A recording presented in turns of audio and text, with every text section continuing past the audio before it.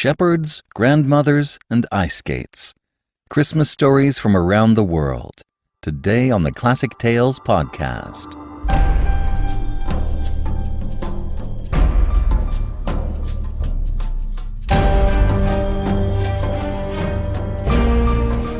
Welcome to the Classic Tales podcast. Thank you for listening. I'd like to thank those of you who have helped us out during these last couple of weeks. In case you missed it, Cilla was diagnosed with breast cancer last year. She's fine now. She's had her surgery and is now considered cancer-free. But those cancer bills are no joke. I'm so very grateful to all of our supporters who have and do support us. But I'm afraid I need your help again. If you'd like to ensure the future of the Classic Tales, please visit the website, classictalesaudiobooks.com, and either make a donation, buy an audiobook, or pick up one of our many support options. And if you can't support us monetarily, leave us a review or share an episode with a friend. It all helps. We're just trying to make it through this rough patch and figure some things out. So if you can lend a hand, we'd really appreciate it.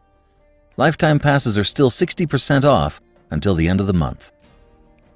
The following 4 stories were collected in the volume Christmas Stories and Legends, compiled by Phebe A. The stories were chosen based on their merit for teaching moral lessons, primarily to children. And now, Christmas Around the World, by various authors.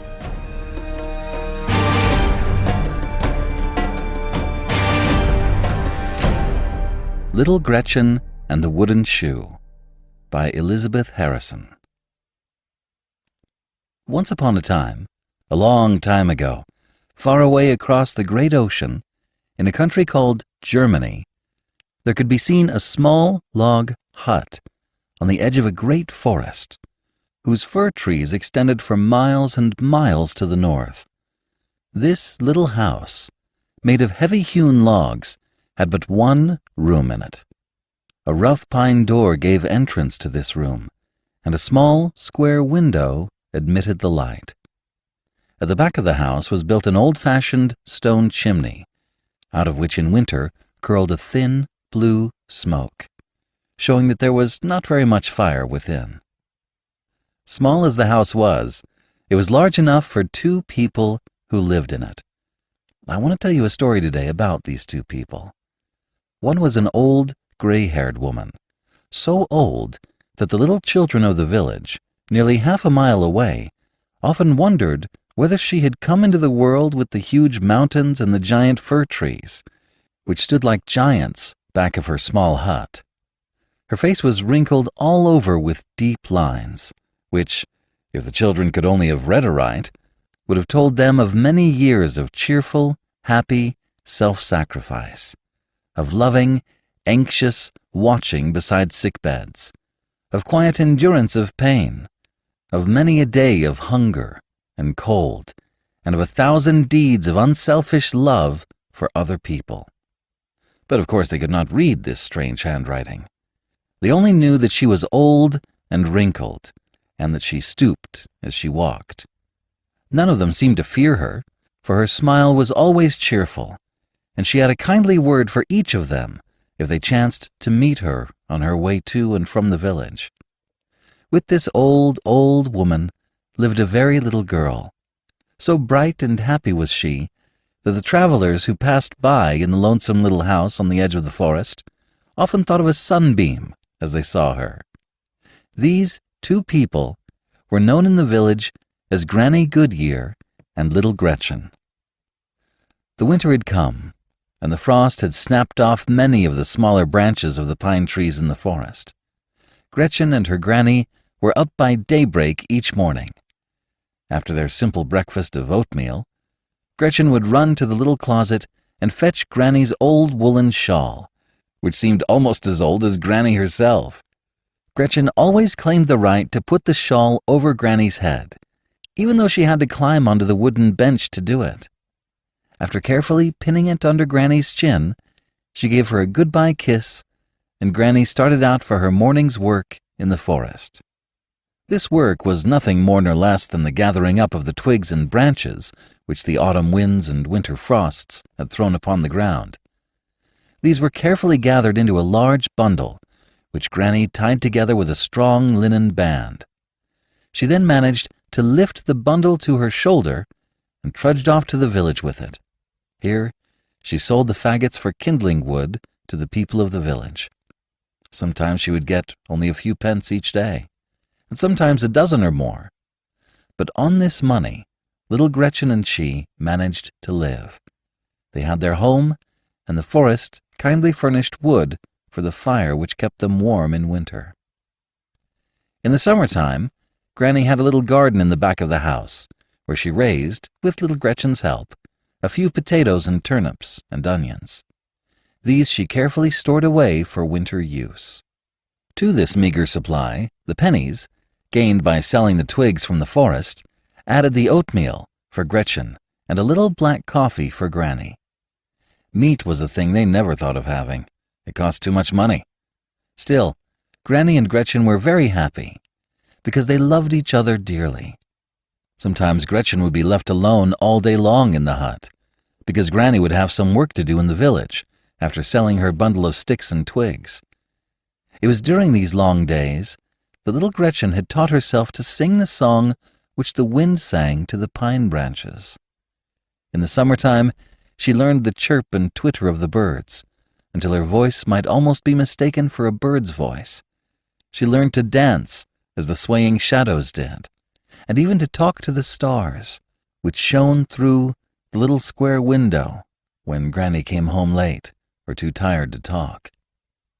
Sometimes, when the weather was fine, or her Granny had an extra bundle of knitted stockings to take to the village, she would let little Gretchen go along with her. It chanced that one of these trips to the town came just a week before Christmas, and Gretchen's eyes were delighted by the sight of the lovely Christmas trees which stood in the window of the village store.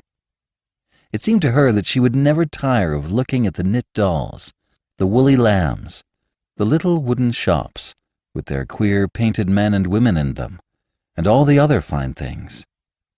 She had never owned a plaything in her whole life. Therefore, toys, which you and I would not think much of, seemed to her very beautiful. That night, after their supper of baked potatoes was over, and little Gretchen had cleared away the dishes and swept up the hearth, because Granny dear was so tired, she brought her own little wooden stool and placed it very near Granny's feet, and sat down upon it, folding her hands on her lap. Granny knew that this meant she wanted to be told about something, so she smilingly laid away the large Bible which she had been reading, and took up her knitting, which was as much to say, "Well, Gretchen dear, Granny is ready to listen." "Granny," said Gretchen slowly. "it's almost Christmas time, isn't it?" "Yes, dearie," said Granny. "Only 5 more days now." Then she sighed, but little Gretchen was so happy that she did not notice Granny's sigh. "What do you think, Granny, I'll get this Christmas?" said she, looking up eagerly into Granny's face. "Ah, child, child," said Granny, shaking her head. "You'll have no Christmas this year. We are too poor for that." "Oh, but Granny," interrupted little Gretchen, "think of all the beautiful toys we saw in the village today. Surely Santa Claus has sent enough for every little child." "Ah, dearie, those toys are for people who can pay for them, and we have no money to spend for Christmas toys." "Well, Granny," said Gretchen, "perhaps some of the little children who live in the great house on the hill at the other end of the village will be willing to share some of their toys with me. They will be glad to give some to a little girl who has none." Dear child, said Granny, leaning forward and stroking the soft, shiny hair of the little girl. "Your heart is full of love. You would be glad to bring a Christmas to every child, but their heads are so full of what they are going to get that they forget all about anybody else but themselves." Then she sighed and shook her head. "Well, Granny," said Gretchen, her bright, happy tone of voice growing a little less joyous, "perhaps the dear Santa Claus will show some of the village children how to make presents that do not cost money, and some of them may surprise me Christmas morning with a present. And, Granny dear," added she, springing up from her low stool, "can't I gather some of the pine branches and take them to the old sick man who lives in the house by the mill, so that he can have the sweet smell of our forest in his room all Christmas Day?" "Yes, dearie," said Granny. "You may do what you can to make the Christmas bright and happy. But you must not expect any present yourself." "Oh, but Granny," said little Gretchen, her face brightening, "you forgot all about the shining Christmas angels who came down to earth and sang their wonderful song the night the beautiful Christ child was born. They are so loving and good that they will not forget any little child. I shall ask my dear stars tonight to tell them of us. You know," she added with a look of relief, "the stars are so very high that they must know the angels quite well, as they come and go with their message from the loving God."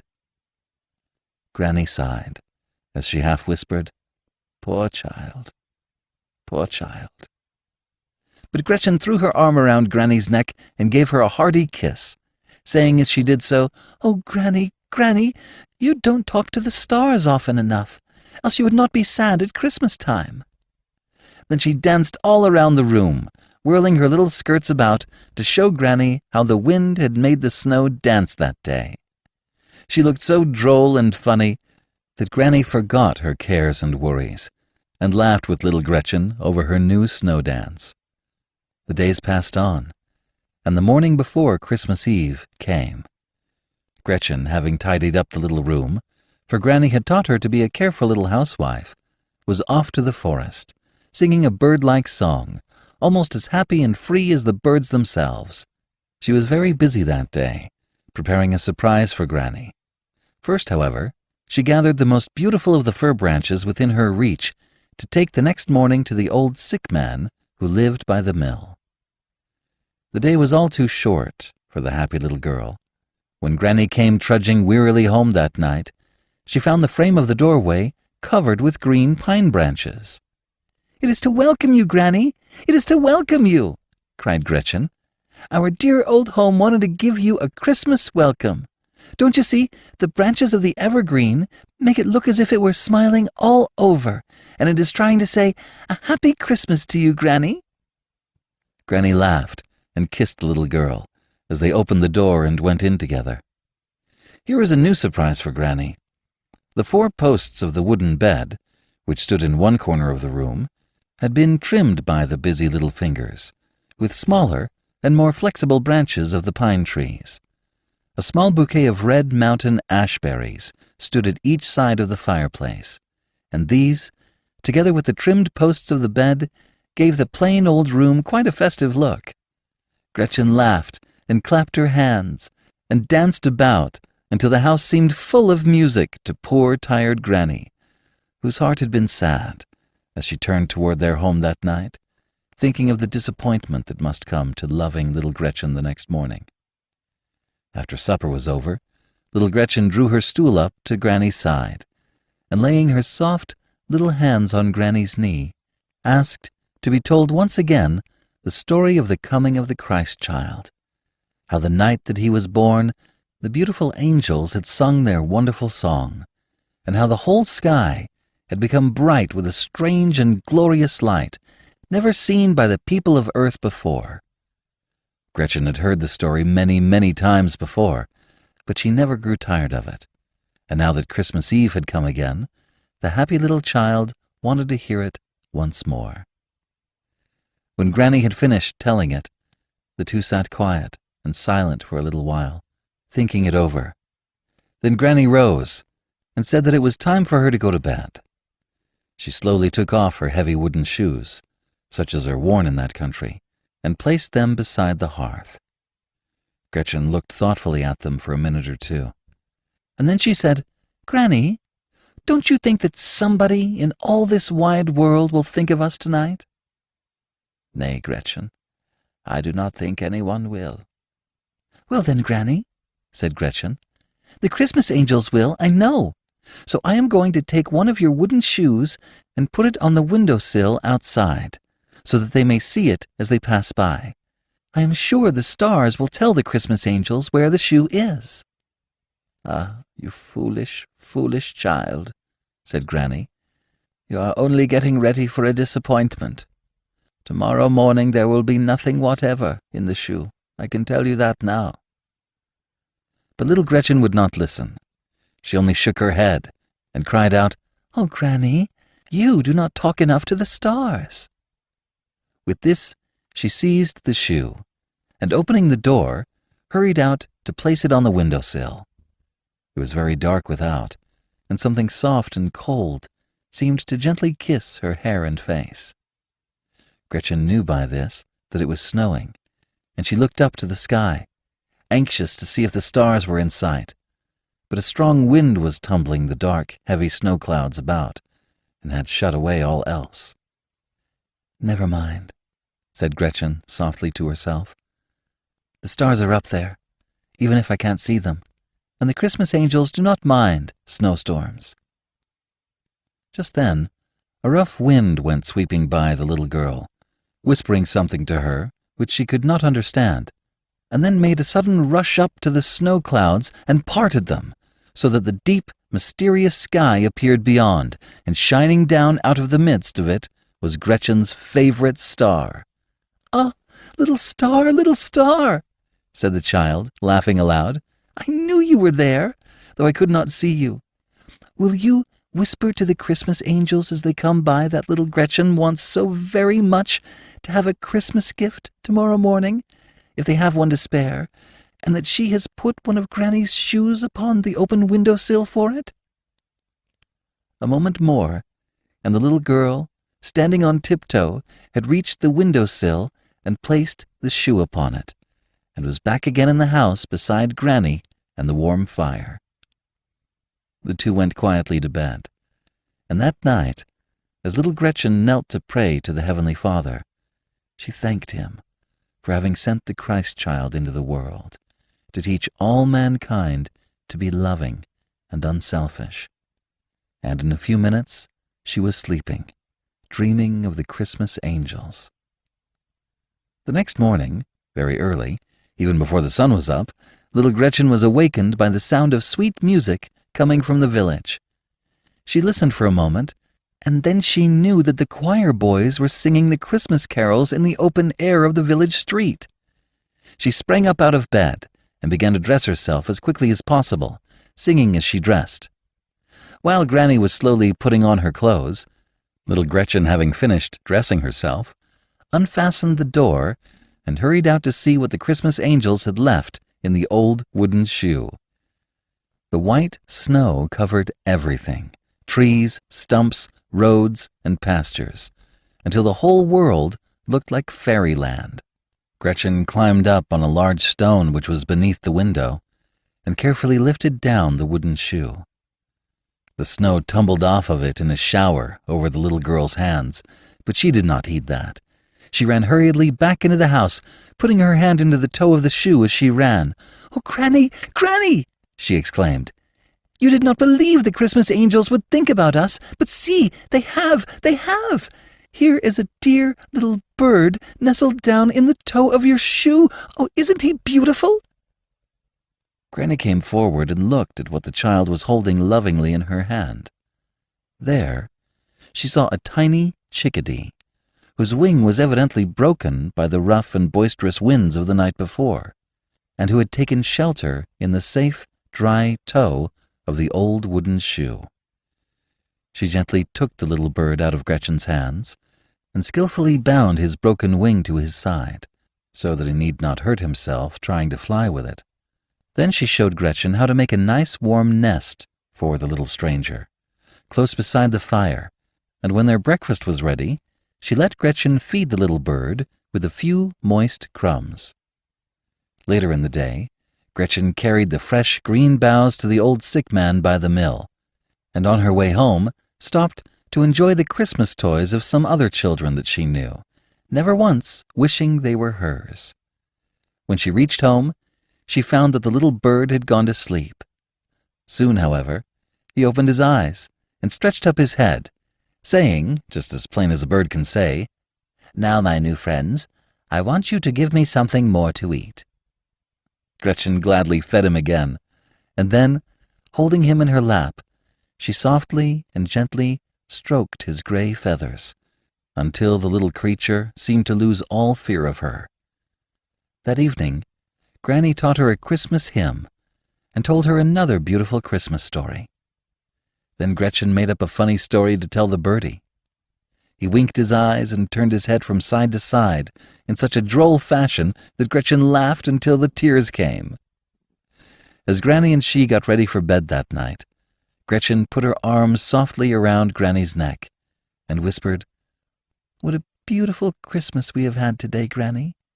Is there anything more lovely in all this world than Christmas?"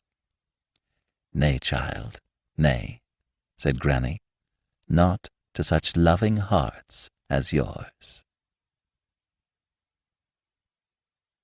The Little Shepherd by Maud Lindsay. The shepherd was sick, and the shepherd's wife looked out from her door with anxious eyes. "Who will carry the sheep to the pasture lands today?" she said to her little boy Jean. "I will," cried Jean. "I will. Mother, let me." Jean and his father and mother lived long ago in a sunny land across the sea, where flowers bloom and birds sing, and shepherds feed their flocks in the green valleys. Every morning, as soon as it was light, Jean's father was up and away with his sheep. He had never missed a morning before, and the sheep were bleating in the fold, as if to say, "Don't forget us today." The sheep were Jean's playfellows. There was nothing he liked better than to wander with them in the pleasant pastures, and already they knew his voice and followed at his call. "Let the lad go," said his old grandfather. "When I was no older than he, I watched my father's flock." Jean's father said the same thing, so the mother made haste to get the little boy ready. "Eat your dinner when the shadows lie straight across the grass," she said, as she kissed him goodbye. "And keep the sheep from the forest paths," called his sick father.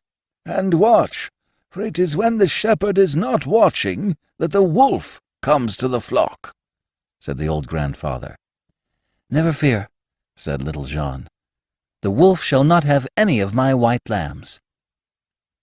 They were white sheep and black sheep and frolicsome lambs in the shepherd's flock, and each one had a name of its own. There was Babette, and Nanette, and Pierrot, and Jeannot. I cannot name them all, but Jean knew every name. "Come, Bettine and Marie. Come, Pierrot and Croisette. Come, pretty ones all," he called, as he led them from the fold that day. "I will carry you to the meadows where the daisies grow." "Bah!" answered the sheep, well satisfied, as they followed him down the king's highway and over the hill to the pasture lands. The other shepherds were already there with their flocks, so Jean was not lonely. He watered his sheep at the dancing brook that ran through the flowers, and led them along its shady banks to feed in the sunny fields beyond, and not one lambkin strayed from his care to the forest paths. The forest lay dim and shadowy on one side of the pasture lands. The deer lived there, and the boars that fed upon acorns, and many other creatures that loved the wild woods. There had been wolves in the forest, but the king's knights had driven them away, and the shepherds feared them no longer. Only the old men like Jean's grandfather, and the little boys like Jean, talked of them still. Jean was not afraid. Oh, no. There was not a lamb in the flock so merry and fearless as he. He sang with the birds and ran with the brook, and laughed till the echoes laughed with him, as he watched the sheep from early morn to noon, when the shadows fell straight across the grass and it was time for him to eat his dinner. There were little cakes in Jean's dinner basket. He had seen his mother put them there, but he had not tasted a single one when, out on the king's highway, beyond the hill, he heard the sound of pipes and drums and the tramp, tramp of many feet. The other shepherds heard too, and they began to listen and to stare and to run. "The king and his knights are coming!" they cried. "Come, let us see them as they pass by." "Who will take care of the sheep?" asked Jean. But nobody answered. So he too left his dinner and ran with the rest, away from the pastures and up the hillside path that led to the highway. How pleased my mother will be when I tell her I have seen the king," he said to himself, and he was hurrying over the hilltop when all at once he remembered the forest and the wolf and his grandfather's words. "Come on," called the others. "I must stay with the sheep," answered he, and he turned and went back, though the pipes and the drums all seemed to say, "Come this way, come this way." He could scarcely keep from crying as he listened. There was nothing in sight to harm the sheep, and the pasture lands were quiet and peaceful. But into the forest that very day a hungry gray wolf had come. His eyes were bright, and his ears were sharp, and his 4 feet were as soft as velvet, as he came creeping, creeping, creeping under the houses and through the tanglewood. He put his nose out and sniffed the air, and he put his head out and spied the sheep left alone in the meadows. "Now's my chance," he said, and out he sprang, just as little Jean came down the hill. "Wolf! Wolf! Wolf!" shouted Jean. "Wolf! Wolf! Wolf!" He was only a little boy, but he was brave, and his voice rang clear as a bugle call over the valley and over the hill. "Wolf! Wolf! Wolf!" The shepherds and knights and the king himself came running and riding to answer his cry. And as for the grey wolf, he did not even stop to look behind him as he sped away to the forest shades. He ran so fast and he ran so far that he was never seen in the king's country again, though the shepherds in the pastures watched for him day after day. Jean led his flock home at eventide, white sheep and black sheep and frolicsome lambs. Not one was missing. "Was the day long?" asked his mother, who was waiting in the doorway for him. "Are the sheep all in?" called the sick father. "Did the wolf come?" said the old grandfather. But there was no need for me to tell you what Jean said. You can imagine that for yourself.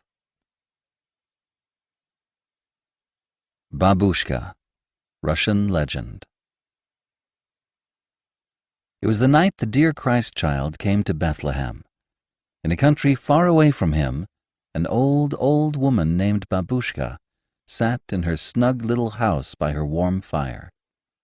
The wind was drifting the snow outside and howling down the chimney, but it only made Babushka's fire burn more brightly. "How glad I am that I may stay indoors," said Babushka, holding her hands out to the bright blaze. But suddenly she heard a loud rap at her door. She opened it, and her candle shone on 3 old men standing outside in the snow. Their beards were as white as the snow, and so long that they reached the ground. Their eyes shone kindly in the light of Babushka's candle, and their arms were full of precious things, boxes of jewels and sweet-smelling oils and ointments. "We have traveled far, Babushka," said they, "and we stopped to tell you of the baby prince born this night in Bethlehem. He comes to rule the world and teach all men to be loving and true. We carry him gifts.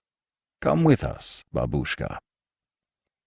But Babushka looked at the driving snow, and then inside at her cozy room and the crackling fire. "It is too late for me to go with you, good sirs," she said. "The weather is too cold." She went inside again and shut the door, and the old men journeyed on to Bethlehem without her. But as Babushka sat by the fire, rocking, she began to think about the little Christ child, for she loved all babies. "Tomorrow I will go to find him," she said. "Tomorrow, when it is light, I will carry him some toys." So when it was morning, Babushka put on her long cloak and took her staff and filled a basket with the pretty things a baby would like, gold balls and wooden toys and strings of silver cobwebs, and she set out to find the Christ child. But oh, Babushka had forgotten to ask the 3 old men the road to Bethlehem, and they had traveled so far through the night that she could not overtake them. Up and down the roads she hurried, through woods and fields and towns, saying to whomsoever she met, "I go to find the Christ child. Where does he lie? I bring some pretty toys for his sake." But no one could tell her the way to go, and they all said, "Farther on, Babushka, farther on." So she traveled on, and on, and on for years and years, but she never found the little Christ-child. They say that old Babushka is traveling still, looking for him. When it comes Christmas Eve, and the children are lying fast asleep, Babushka comes softly through the snowy fields and towns, wrapped in her long cloak and carrying her basket on one arm. With her staff, she raps gently at the doors and goes inside and holds her candle close to the little children's faces. "Is he here?" she asks. "Is the little Christ-child here?" And then she turns sorrowfully away again, crying, "Farther, farther on." But before she leaves, she takes a toy from her basket and lays it beside the pillow for a Christmas gift. "For his sake," she says softly, and then hurries on through the years and forever in search of the little Christ-child. The Boy with the Box by Mary Griggs Van Voorhees. It was an ideal Christmas day. The sun shone brightly, but the air was crisp and cold, and snow and ice lay sparkling everywhere. A light wind, the night before, had swept the blue ice-bound river clean of scattering snow, and by 2 o'clock in the afternoon, the broad bend near Creighton's mill was fairly alive with skaters. The girls in gay caps and scarfs, the boys in sweaters and mackinaws of every conceivable hue, with here and there a plump, matronly figure in a plush coat or a tiny fellow in scarlet, made a picture of life and brilliancy worthy of an artist's finest skill. Tom Reynolds moved in and out among the happy throng, with swift, easy strokes, his cap on the back of his curly head, and his brown eyes shining with excitement. Now and again he glanced down with pardonable pride at the brand-new skates that twinkled beneath his feet. Jolly Ramblers. Sure enough, Jolly Ramblers they were. Ever since Ralph Evans had remarked, with a tantalizing toss of his handsome head, that no game fellow would try to skate on anything but Jolly Ramblers, Tom had yearned, with an inexpressible longing, for a pair of these wonderful skates. And now they were his, and the ice was fine, and the Christmas sun was shining. Tom was rounding the big bend for the 50th time, when he saw, skimming gracefully toward him through the merry crowd, a tall boy in a fur-trimmed coat, his handsome head proudly erect. "That's Ralph Evans now," said Tom to himself. "Just wait till you see these skates, old boy, and maybe you won't feel so smart." And with slow, cautious strokes, he made his way through laughing boys and girls to a place just in front of the tall skater, coming toward him down the broad white way. When Ralph was almost upon him, Tom paused and in conspicuous silence looked down at his shining skates. "Hello," said Ralph good-naturedly, seizing Tom's arm and swinging him around. Then, taking in the situation with a careless glance, he added, "Get a new pair of skates for Christmas?" "Jolly Ramblers," said Tom impressively. "The best Jolly Ramblers in the market." Ralph was a full half-head the taller, but as Tom delivered himself of this speech with his head held high, he felt every inch as tall as the boy before him. If Ralph was deeply impressed, he failed to show it, as he answered carelessly, "Huh, that's so. Pretty good little skates they are, the Jolly Ramblers." "You said no game fellow would use any other make," said Tom hotly. "Oh, but that was nearly a year ago," said Ralph. "I got a new pair of skates for Christmas, too," he added, as if it had just occurred to him. "Clubhouse skates. Something new in the market just this season. Just look at the curve of that skate, will you?" he added, lifting a foot for inspection. "And that clamp that you couldn't shake off if you had to. They're guaranteed for a year, too. And if anything gives out, you get a new pair for nothing. $3.50 they cost, at Mr. Harrison's hardware store. I gave my Jolly Ramblers to a kid about your size. A mighty good little skate they are." And with a long, graceful stroke, Ralph Evans skated away. and it seemed to Tom Reynolds that all his Christmas joy went skimming away behind him. The sun still shone, the ice still gleamed, the skaters laughed and sang, but Tom moved slowly on, with listless, heavy strokes. The Jolly Ramblers still twinkled beneath his feet, but he looked down at them no more. What was the use of Jolly Ramblers when Ralph Evans had a pair of clubhouse skates that cost $1 more, had a graceful curve, and a faultless clamp, and were guaranteed for a year? It was only 4 o'clock when Tom slipped his new skates carelessly over his shoulder and started up the bank for home. He was slouching down the main street, head down, hands thrust deep into his pockets, when, on turning a corner, he ran plump into a full moon. Now, I know it is rather unusual for full moons to be walking about the streets by daylight, but that is the only adequate description of the round, freckled face that beamed at Tom from behind a great box, held by 2 sturdy arms. "That came pretty near being a collision," said the owner of the full moon, still beaming, as he set down the box and leaned against a building to rest a moment. "Nobody hurt, I guess?" said Tom. "Been down to the ice?" asked the boy eagerly. "I could see the skaters from Patton's store. Oh, I see you've got some new skates for Christmas. Ain't they beauties now?" And he beamed on the despised Jolly Ramblers with his heart in his little blue eyes. "Pretty good little pair of skates," said Tom in Ralph's condescending tone. "Good? Well, I should say yes.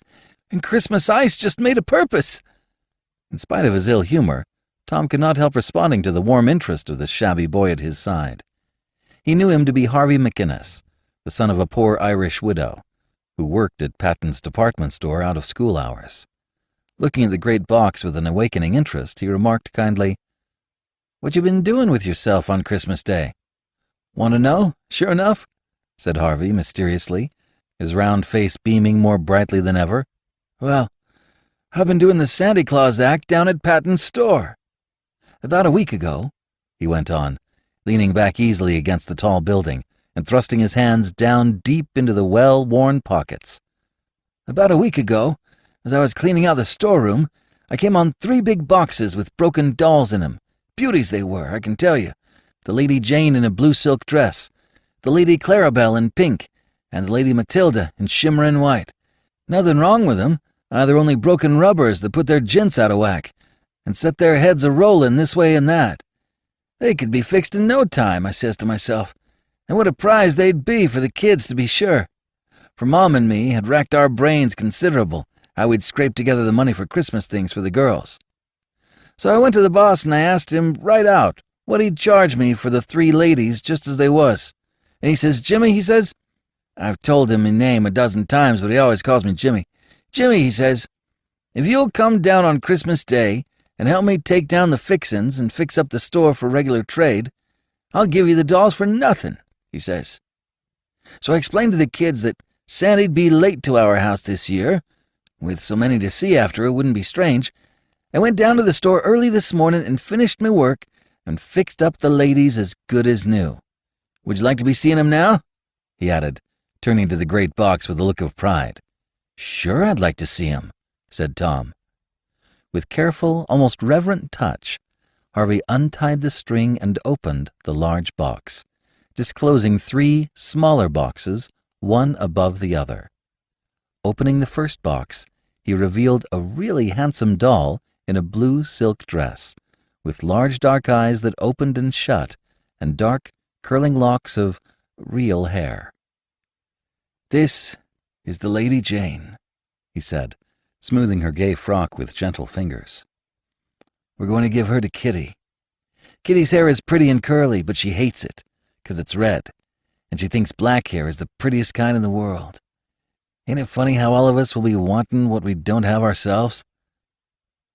Tom did not reply to this bit of philosophy, but he laid a repentant hand on the Jolly Ramblers, as if he knew he had wronged them in his heart. "That's as handsome a doll as ever I saw, and no mistake," he said.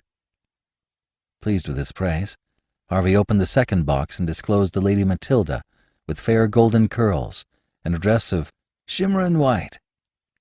"The Lady Matilda goes to Josephine," said Harvey. "Josephine has black hair, straight as a string, and won't she laugh, though, to see them fetchin' yellow curls?" "She surely ought to be glad," said Tom. The Lady Clarabelle was another fair-haired lady in a gown of the brightest pink. "This here beauty's for the baby," said Harvey, his eyes glowing. "She don't care if the hair's black or yellow, but won't that stunning dress make her eyes pop out?" "They'll surely believe in Sandy when they see those beauties," said Tom. "That's just what I was saying to Mom this morning," said Harvey. "Kitty's had some doubts, she's almost 9, but when she sees those fine ladies, she'll be dead sure Mom and I didn't buy 'em. If I had a Santa Claus suit, I'd dress up and hand 'em out myself." Tom's face lighted with a bright idea.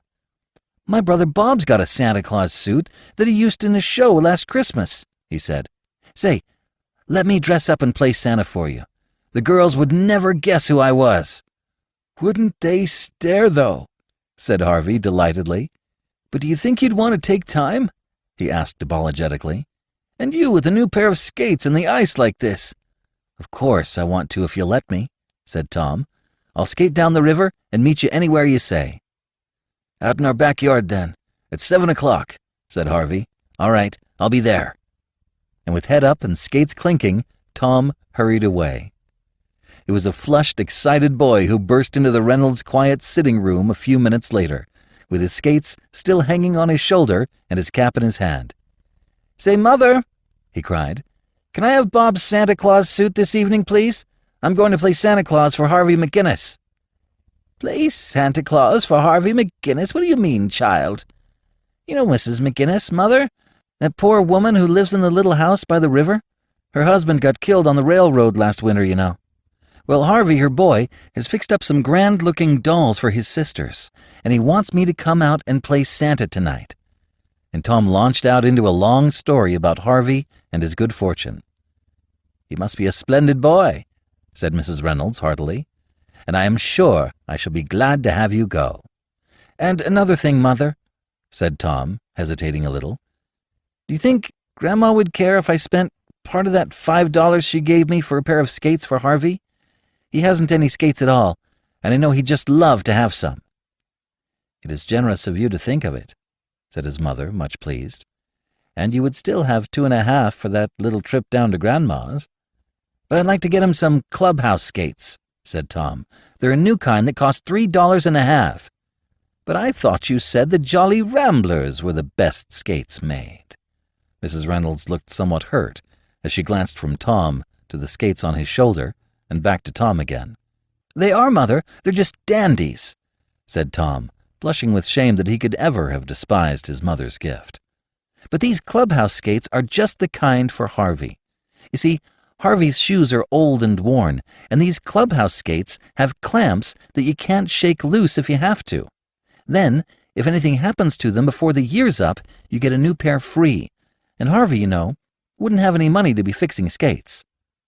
"Well, you do as you like," said Mrs. Reynolds, pleased with Tom's eagerness, for such a spell of generosity was something new in her selfish younger son.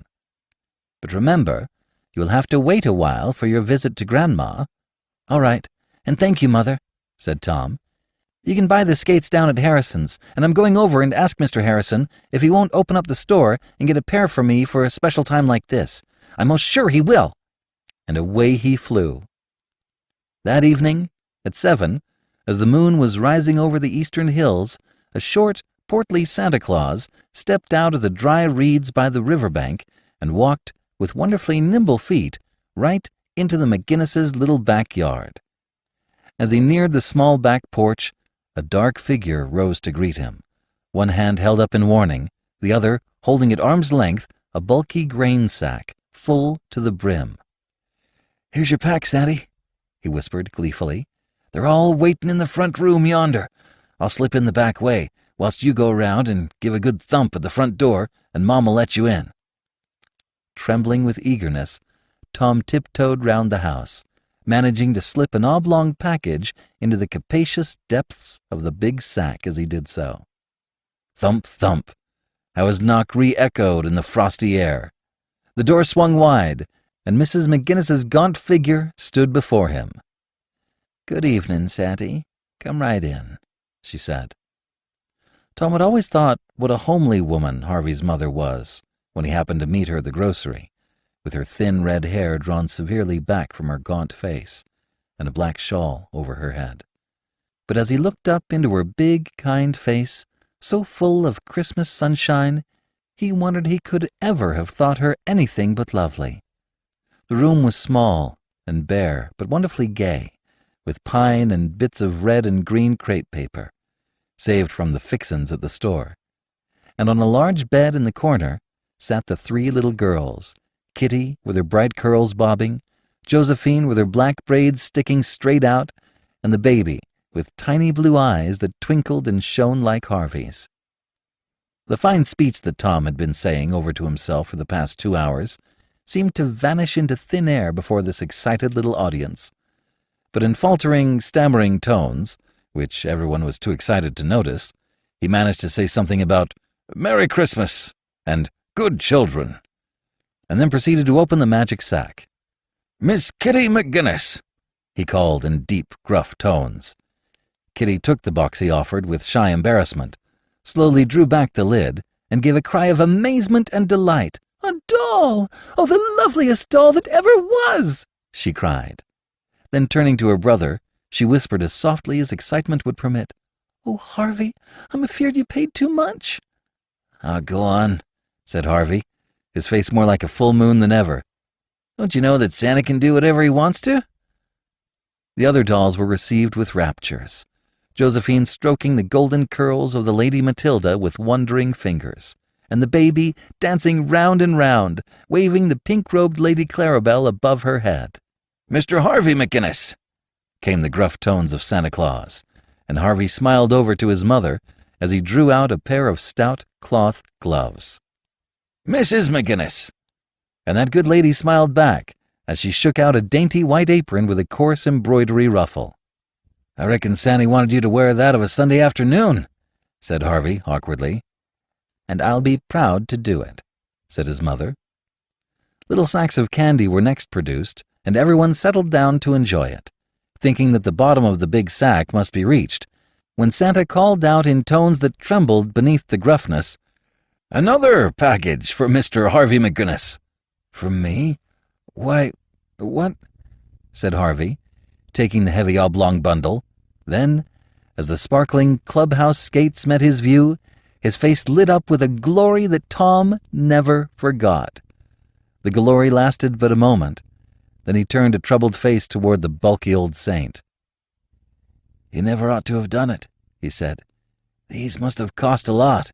Go on," was the reply in a distinctly boyish tone. "Don't you know that Santa can do whatever he wants to?" And with a prodigious bow, old Santa was gone.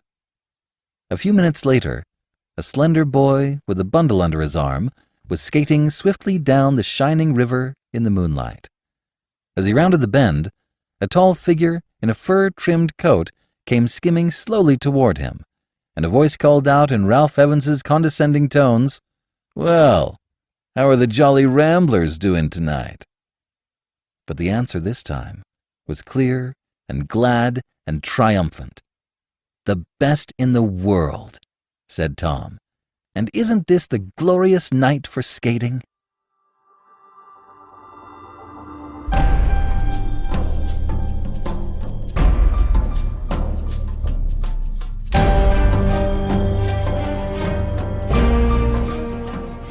This is B.J. Harrison. I hope you've enjoyed this unabridged production of Christmas Around the World by various authors. Don't miss your chance to get 60% off a lifetime access pass to the entire Classic Tales library, or any of our other support options, and help us keep the podcast going strong. Thank you for your support. Thank you for joining me today and allowing classic literature to awaken your better self. Please join me next time, and we'll rediscover the greatest stories ever put to paper.